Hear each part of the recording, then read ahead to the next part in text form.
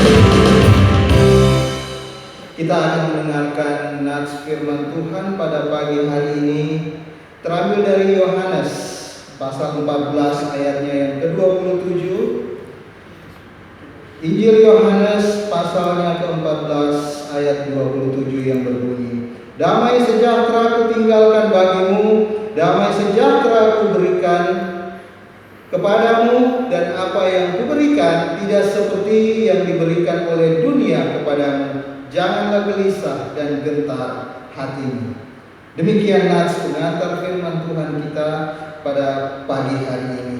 Kita akan mendengarkan firman Tuhan, pesan Tuhan yang akan disampaikan, dan saya persilakan kita berdiri. Kita akan mengangkat satu buah lagu yang berjudul Aku Ikut Dikau Tuhan. Aku ikut Dikau Tuhan, jalan damai bagiku. Aku bebas dari dosa hanya oleh darah-Mu. Dan apa yang seterusnya.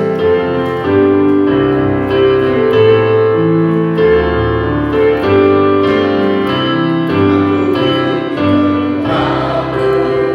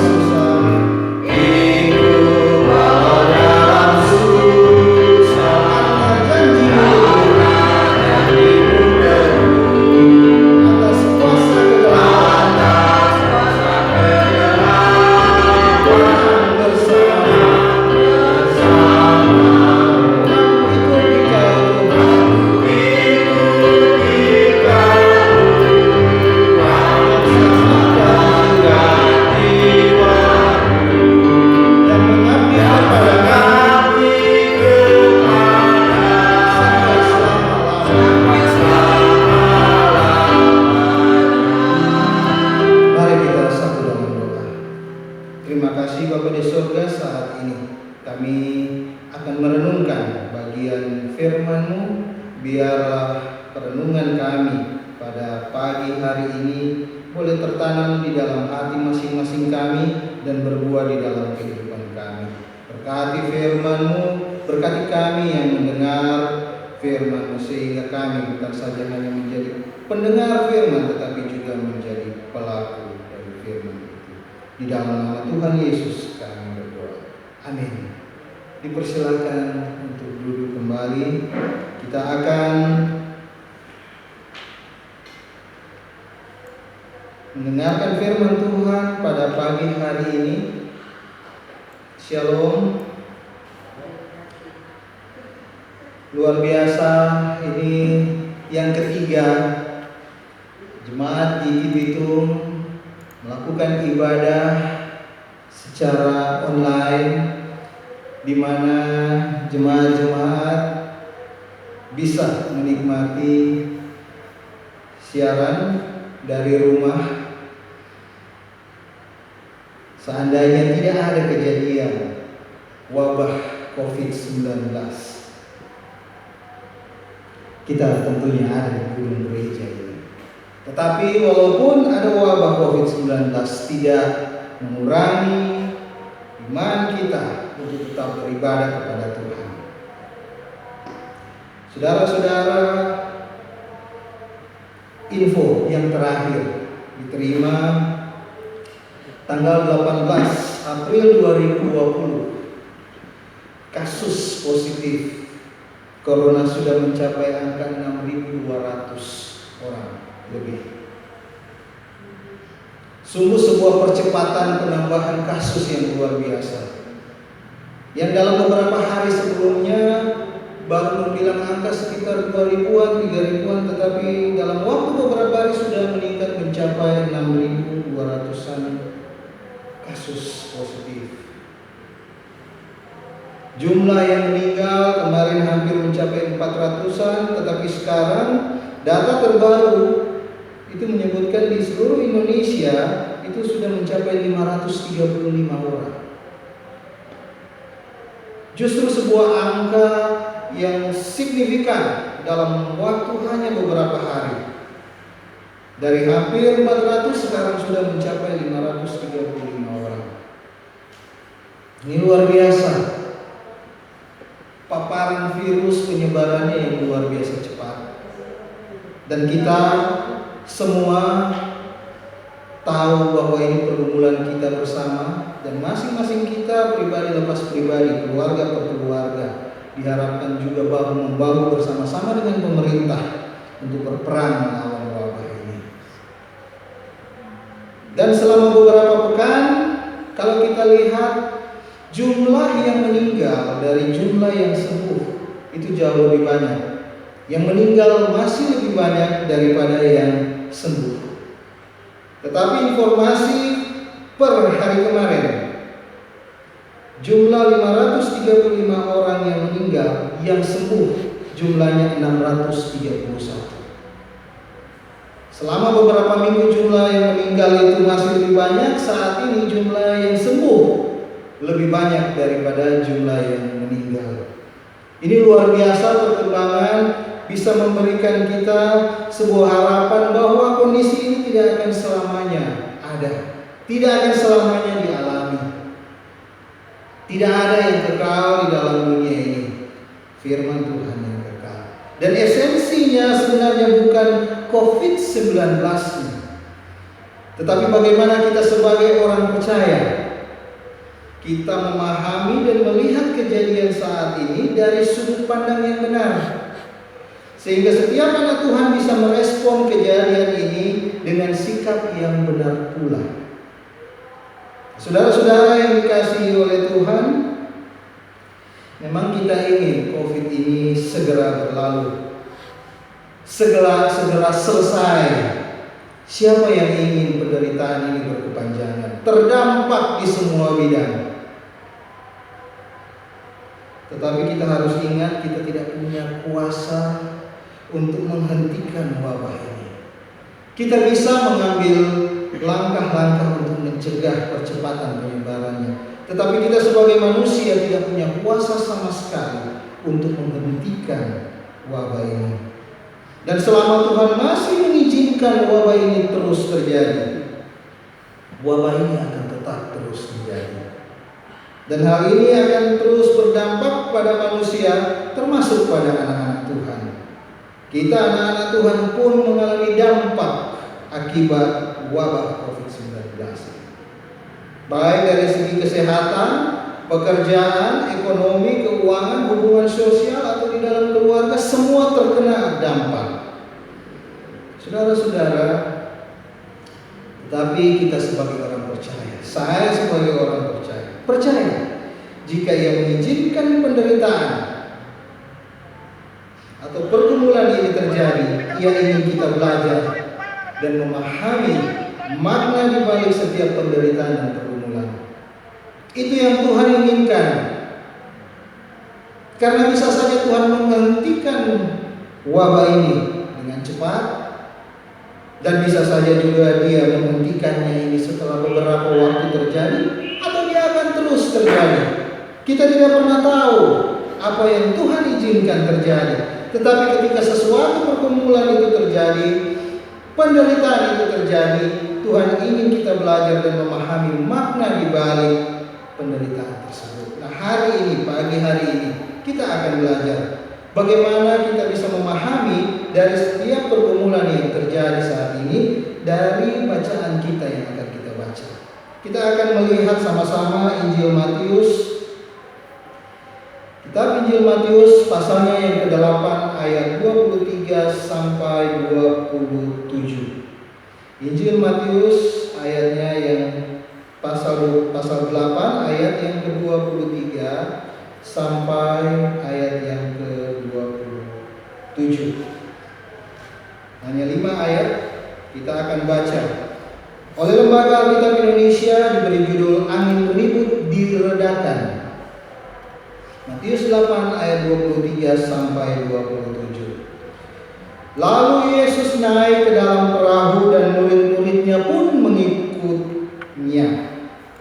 Sekonyong-konyong mengamuklah angin ribut di danau itu, sehingga perahu itu ditimbus gelombang. Tetapi Yesus tidur.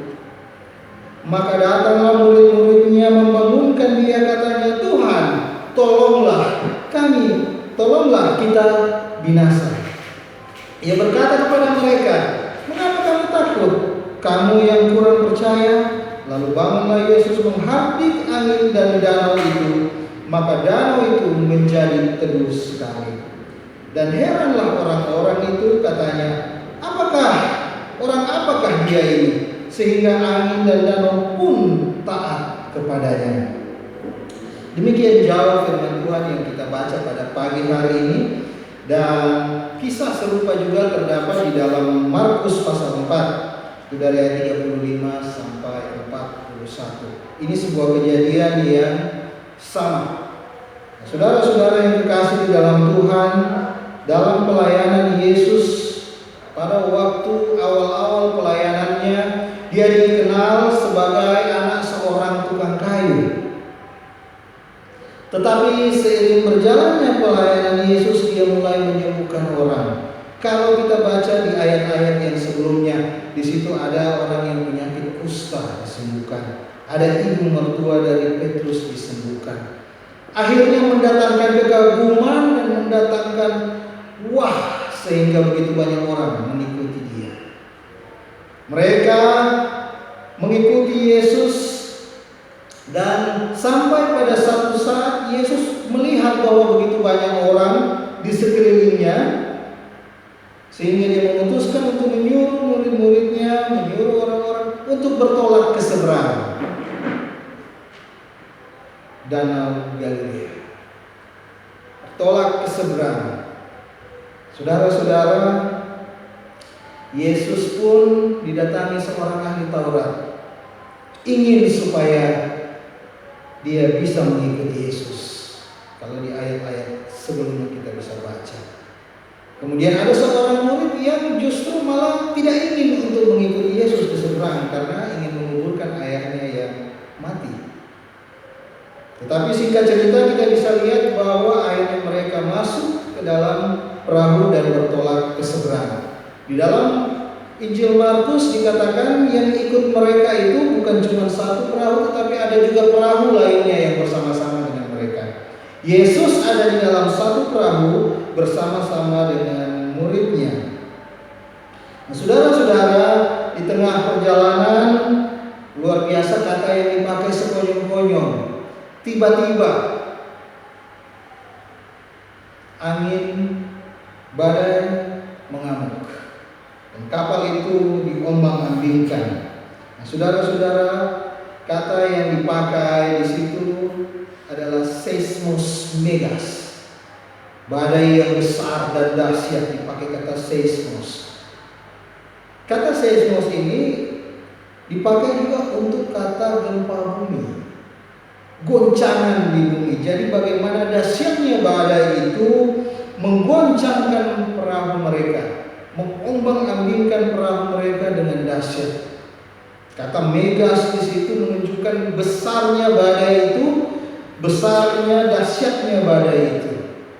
Sehingga murid-muridnya yang justru adalah nelayan yang sudah puluhan tahun di daerah situ, toh akhirnya ketakutan. Toh akhirnya meyakini bahwa mereka akan binasa dengan badai ini. Mungkin bukan baru satu kali ketika mereka menghadapi badai di tengah danau, tetapi justru badai yang kali ini datang sekonyong-konyong terjadi membuat mereka meyakini bahwa mereka sebentar lagi akan binasa. Mereka bingung. Mereka membangunkan Tuhan Yesus. Saya percaya pada waktu kejadian ini mereka belum tahu bahwa Yesus sanggup meredakan badai. Mereka hanya tahu bahwa Yesus sanggup melakukan kuasa penyembuhan terhadap penyakit kusta, penyakit kutukan, penyakit lain-lain. Yesus sanggup menyembuhkan hamba seorang perwira dari jarak jauh. Berbicara tentang sakit penyakit. Tetapi bagaimana dalam situasi gelombang dan badai ini, yang mereka terpikir Yesus harus melakukan sesuatu. Mereka membangunkan Yesus, kemudian Yesus meneduhkan danau itu. Badai itu hilang. Saudara-saudara, di bacaan kita tadi, teduhnya danau itu kembali melibatkan kata megas. Jadi dua kali penulisan kata megas atau besar atau dahsyat itu, yang pertama untuk badai yang dahsyat itu, dan yang kedua galainai, teduh yang begitu dahsyat, teduh yang begitu besar. Bagaimana kita mengkalimatkan itu? Keteduhan yang terjadi setelah badai adalah keteduhan yang justru mungkin belum dirasakan ketika mereka memulai perjalanan sampai ketemu badai. Jadi keteduhan danau yang begitu luar biasa ketika Yesus meneduhkan. Dan akhirnya mereka melanjutkan perjalanan, dan pasal 8 ayat 28 bagian A di situ dikatakan sampailah mereka di seberang. Mereka tiba di seberang. Ini perjalanan yang luar biasa yang dialami oleh murid-murid Yesus. Yang pertamanya mereka melihat dia adalah sebagai anak tukang kayu, kemudian mereka mengakuinya sebagai Mesias, dia melakukan banyak kesembuhan, dan sekarang mereka tahu bahwa dia berkuasa atas alam. Saudara-saudara, apa yang bisa kita pelajari dari kisah ini? Dan apa relevansinya dengan kita di masa saat ini yang sedang dihadapi oleh setiap bangsa, setiap negara di muka bumi ini?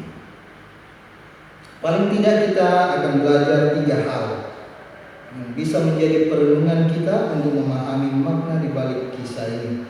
Yang pertama,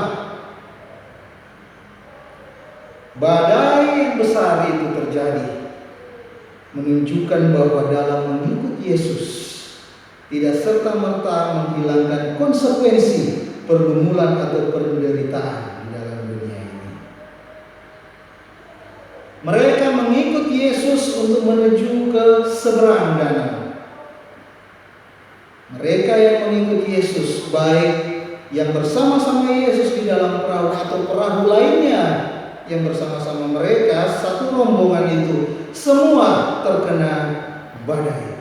Artinya, walaupun murid-murid mengikuti Yesus, taat pada perintah Yesus, tidak menghilangkan konsekuensi pergumulan atau penderitaan.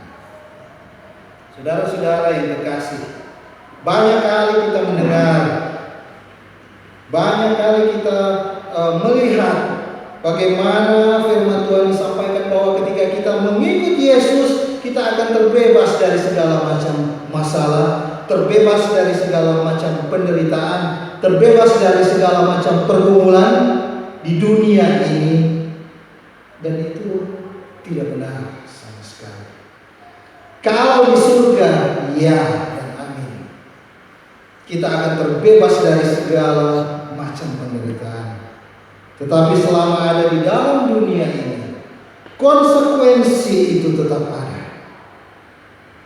Badai itu tetap ada.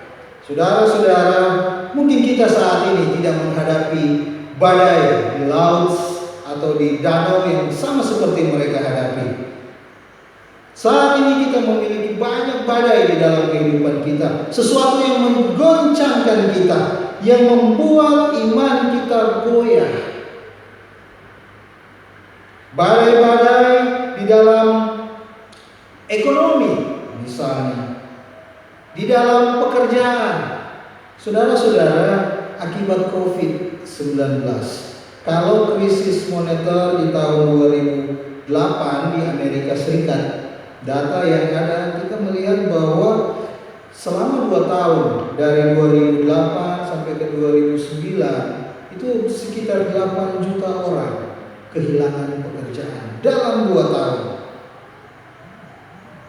Tetapi pada kasus COVID kali ini, hanya dalam beberapa minggu di Amerika Serikat sana, sekitar 17 juta orang sudah kehilangan pekerjaan akibat wabah ini.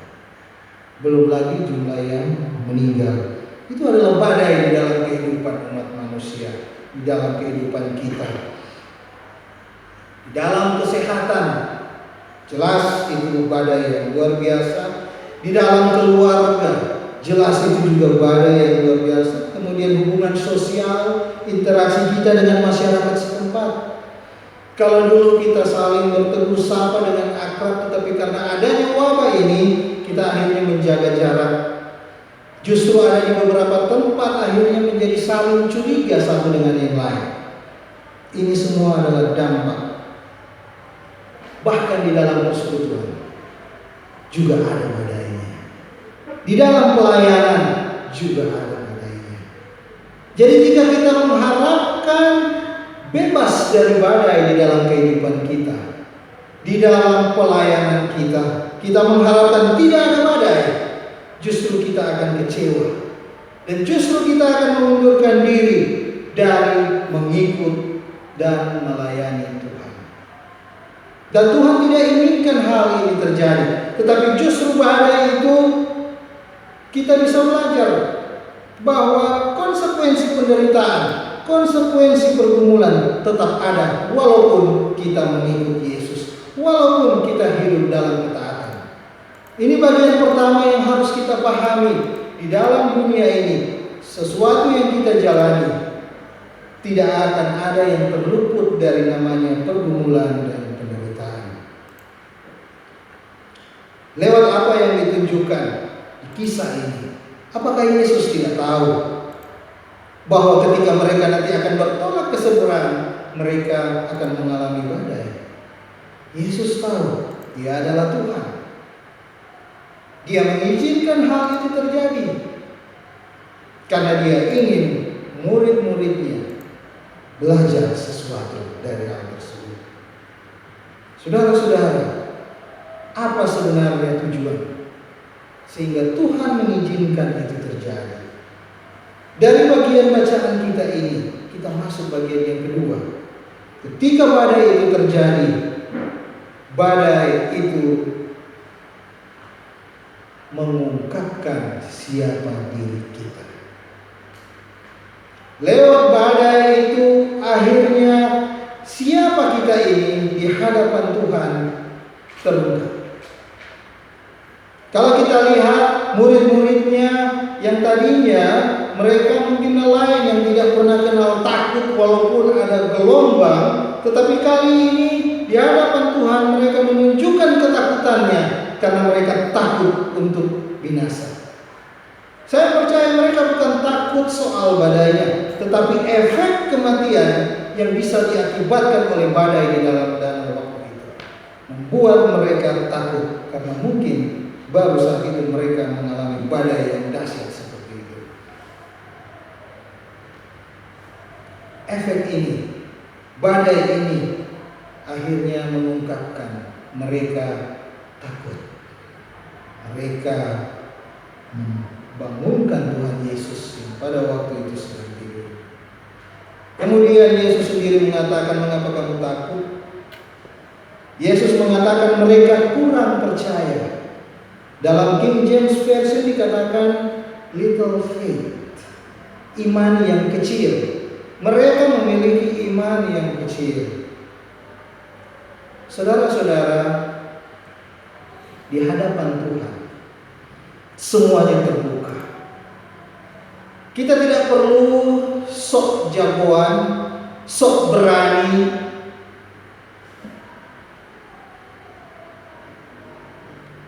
Kita harus terbuka di hadapan Tuhan. Jangan pernah kita menutupi kelemahan kita. Jika kita khawatir, kita cemas, kita takut, di surat Rasul Petrus mengatakan, serahkanlah kekhawatiran kepada Tuhan, karena Dia yang memelihara kita. Saudara-saudara yang dikasihi di dalam Tuhan, di sini luar biasa sekali bahwa Tuhan mengenal akhirnya murid-muridnya ini. Mereka memiliki rasa takut dan iman mereka kecil. Disebutkan di sini kurang percaya. Jika pergumulan datang, jika penderitaan datang menimpa, kita datang kepada Yesus. Sama seperti murid-murid datang kepada Yesus. Mereka terbuka di hadapan Tuhan. Yesus adalah Tuhan mengetahui iman seseorang. Manusia bisa menilai iman seseorang berdasarkan apa yang kelihatan. Dan itu tidak ada gunanya, karena hal tersebut adalah subjektif. Bisa benar, bisa tidak benar. Tetapi jika penilaian Tuhan terhadap iman seseorang itu menunjukkan bahwa penilaian Tuhan itu benar-benar objektif. Penilaian Tuhan itu benar-benar benar. Manusia bisa hidup di dalam kebohongan sehingga orang bisa menilai bahwa orang ini adalah imannya besar. Iman seseorang ini besar karena penilaian manusia dilihat dari apa yang dia lakukan. Tetapi sepanjang orang itu tidak melakukan apa-apa, penilaian kita cenderung meleset. Dan justru yang menilai ini adalah Tuhan sendiri.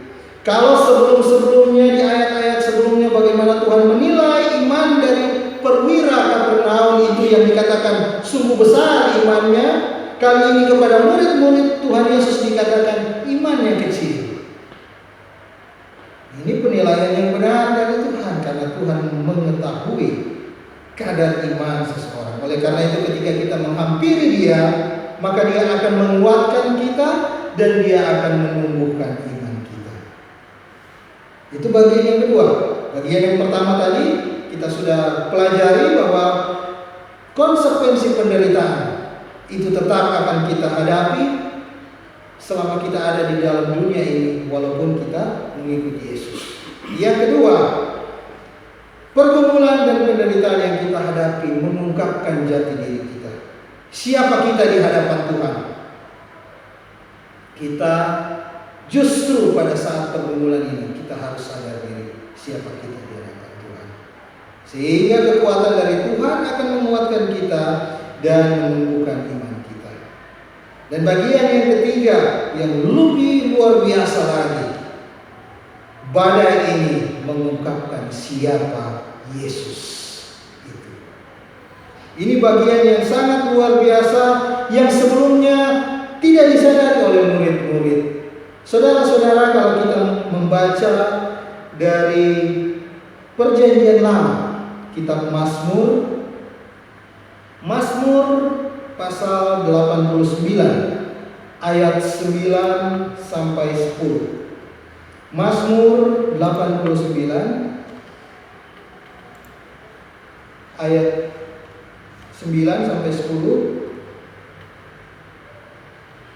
Di situ berkata, "Ya Tuhan Allah semesta alam, siapakah seperti Engkau? Engkau kuat, ya Tuhan, dan kesetiaan-Mu ada di sekelilingmu. Engkaulah yang memerintah kecongkakan laut. Pada waktu naik gelombang-gelombangnya, Engkau juga yang meredakannya." Dari ayat ini kita bisa melihat hanya Tuhanlah yang berkuasa atas alam, atas apa yang terjadi, atas gelombang-gelombang laut. Tuhanlah yang berkuasa meredakannya. Sehingga kita bisa melihat bahwa badai yang terjadi di Danau Galilea pada malam itu mengungkapkan siapa jati diri Yesus Kristus. Itu yang pertama, yaitu Dia adalah Tuhan. Murid-muridnya belum memahami hal itu. Nanti setelah danaunya teduh, barulah dipahami. Mereka bertanya, siapa gerangan orang ini? Dia adalah Tuhan, yang bukan saja berkuasa atas segala macam sakit penyakit, tetapi Dia juga berkuasa atas alam semesta ini. Fakta yang tidak bisa dipungkiri dan tidak bisa ditolak bahwa Yesus adalah Tuhan. Yang kedua, Yesus adalah penyelamat. Di tengah-tengah gelombang yang dahsyat yang mengancam jiwa mereka, Yesus bangun, kemudian Dia menghardik badai itu, angin itu, sehingga menjadi teduh. Dia menyelamatkan mereka. Di sini kita bisa melihat bahwa Tuhan bukan saja hanya Tuhan. Yesus bukan hanya Tuhan, tetapi Dia juga adalah penyelamat. Tuhan yang menyelamatkan. Saudara-saudara, mereka akhirnya terluput dari kematian akibat badai itu. Kalau kita melihat, merefleksikan apa yang Yesus lakukan ini, sungguh luar biasa. Dia menyelamatkan murid-muridnya sehingga mereka bisa terbebas dari badai itu. Dan yang ketiga, badai itu mengungkapkan bahwa Yesus setia menyertai mereka sampai ke seberang. Yesus setia, Dia bertanggung jawab ketika Dia menyuruh orang-orang itu untuk ke seberang. Orang-orang itu terikat dengan firman-Nya, berarti Dia bertanggung jawab untuk menibakan, mengantar mereka sampai ke seberang. Di sini kita bisa melihat Dia adalah Tuhan, Dia adalah penyelamat, dan Dia juga adalah Tuhan yang setia, yang selalu menyertai mereka. Baik sebelum mereka mengalami badai, baik saat mereka ada di dalam badai, baik saat mereka melewati badai, sampai mereka tiba di tujuan, sampai mereka tiba di seberang. Luar biasa Yesus yang diungkapkan dalam kisah ini. Dan sehingga ketika kita mengenal siapa Yesus itu dengan benar, pasti kita tidak akan dihinggapi lagi oleh berbagai macam ketakutan. Saudara-saudara, orang takut sebenarnya bukan dengan coronanya. Kenapa coronanya? Coronanya itu sosok makhluk yang sangat kecil yang tidak kelihatan.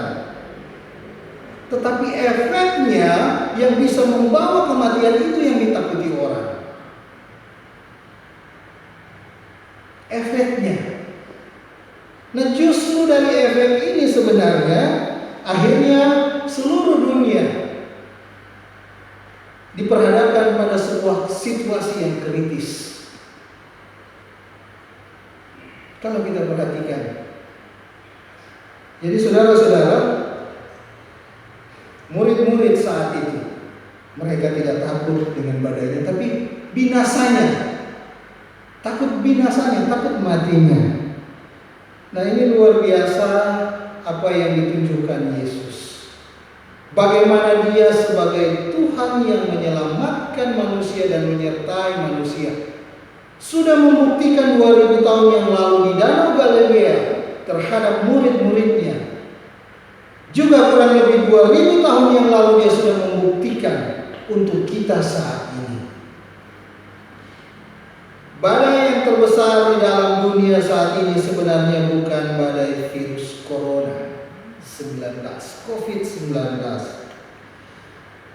Karena banyak yang berpikir, wah ini justru luar biasa. Ini peperangan bersama umat manusia. Dulu negara dan negara saling panas memanasi, saling bentrok atau konflik. Sekarang semua negara bersatu padu. Musuhnya satu, COVID-19. Bagaimana Amerika dan Cina bersitegang, Amerika dan Iran bersitegang. Kini semua mereka sama-sama bersitegang pada COVID-19.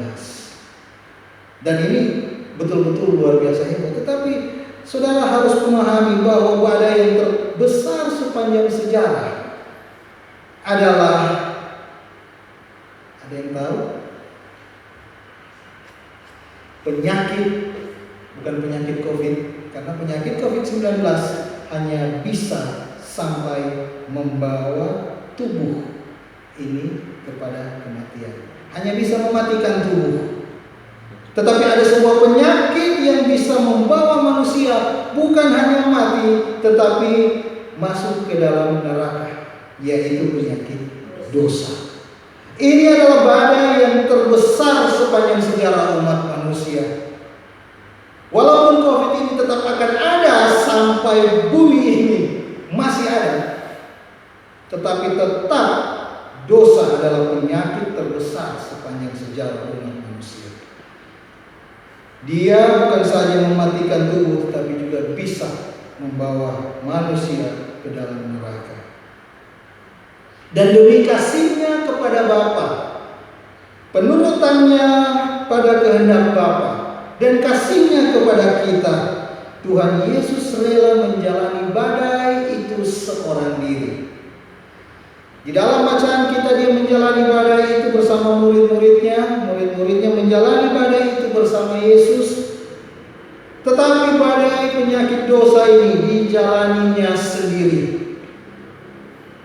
2000 tahun yang lalu dia menjalaninya, dia mati di atas kayu salib, dia mengorbankan tubuhnya untuk menanggung dosa manusia sehingga manusia terbebas dari maut. Sesuatu yang bisa memasukkan manusia ke neraka. Akibat persembahan tubuh Kristus di kayu salib satu kali untuk selama-lamanya, saudara dan saya sembuh dari penyakit dosa.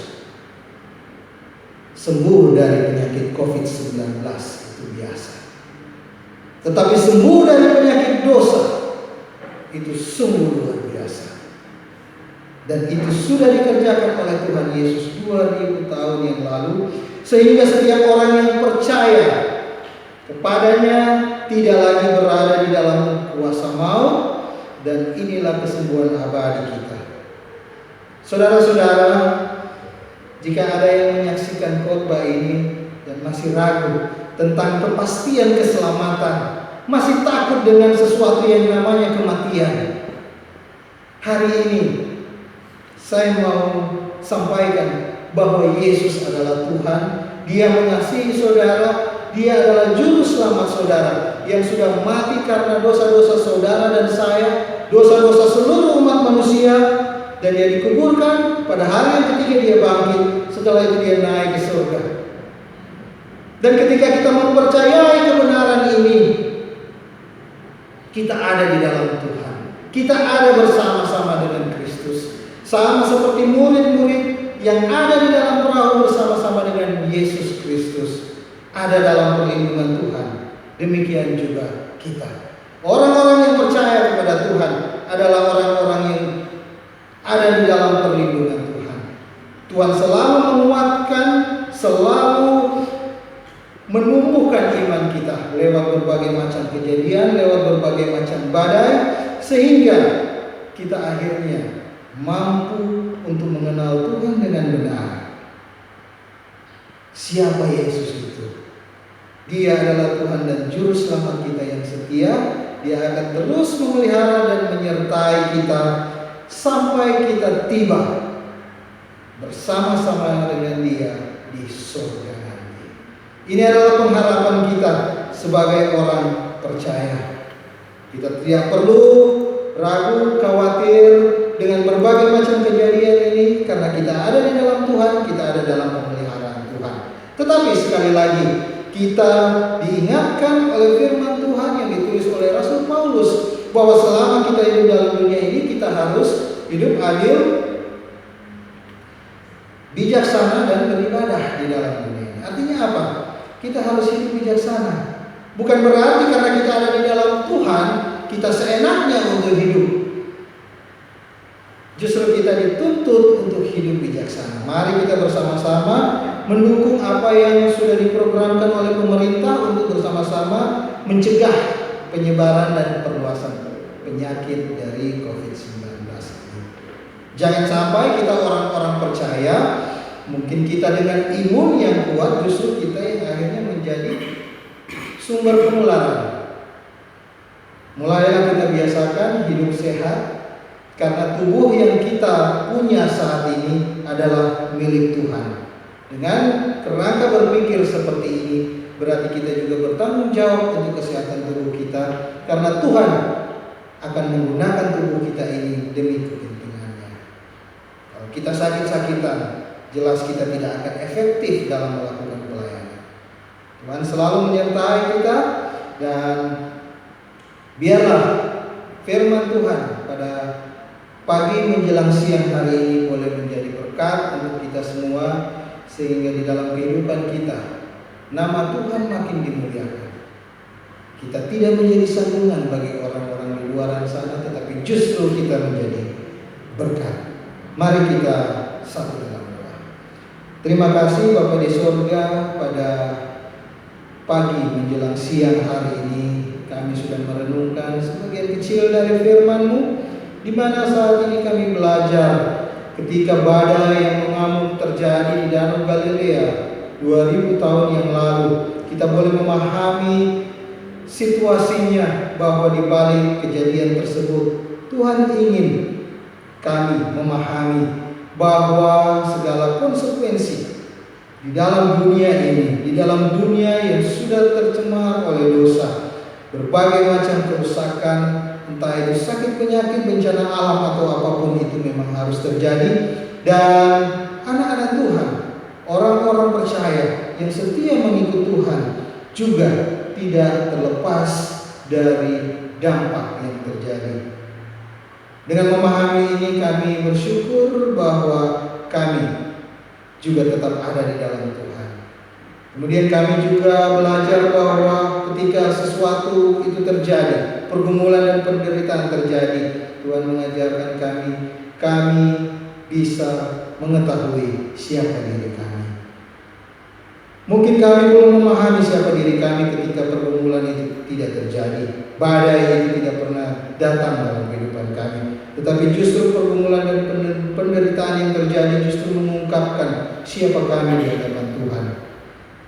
Sehingga kelemahan-kelemahan kami, sehingga kecemasan kami, kekecilan iman kami terbuka di hadapan Tuhan. Oleh karena itu kekuatan dari Tuhan boleh mengalir dalam kehidupan kami, dan iman kami boleh ditumbuhkan oleh Tuhan, sehingga kami boleh bertumbuh seturut dengan kehendak Tuhan. Bapa di surga, kami bersyukur juga bahwa kami sudah belajar dengan berbagai macam pergumulan dan penderitaan, akhirnya mengungkapkan siapa Tuhan di dalam kehidupan kami. Tuhan Yesus Kristus adalah Tuhan dan Juru Selamat, dan Allah yang setia memelihara dan menyertai kami. Kami bersyukur untuk kebenaran ini. Bapa di surga, pada saat ini, Bapa di surga, kami serahkan kehidupan kami kami dan berkati saudara-saudara kami yang saat ini menyimak siaran ini secara online di mana saja mereka berada. Berkati kehidupan mereka, berkati segala rancangan-rancangan atau rencana di dalam kehidupan mereka, sehingga semuanya boleh jadi hanya seturut dengan kehendak Tuhan. Bapa di surga, ini doa kami, ini syukur kami bawa di dalam nama Tuhan Yesus yang adalah Tuhan dan Juru Selamat kami. Amin.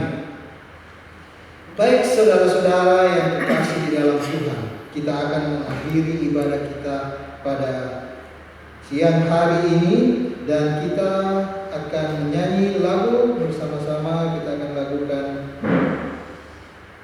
lagu nomor 216. Saya persilakan saudara-saudara yang ada di ruangan ini untuk berdiri. Kita akan menutup ibadah kita melakukan lagu nomor 216. Janjinya Dia atur langkahku. Dapatkah Tuhan janji hidupku takkan berdiri? Dapatkah Dia janji lautan tenang dan apa yang seterusnya? Apakah Tuhan janji hidupku takkan berdiri? Tak pernah ada janji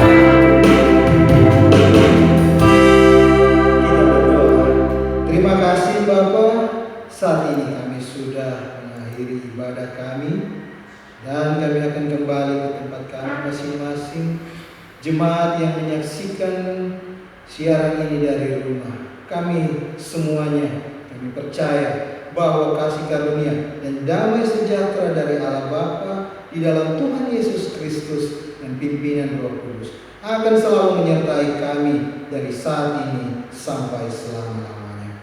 Puji syukur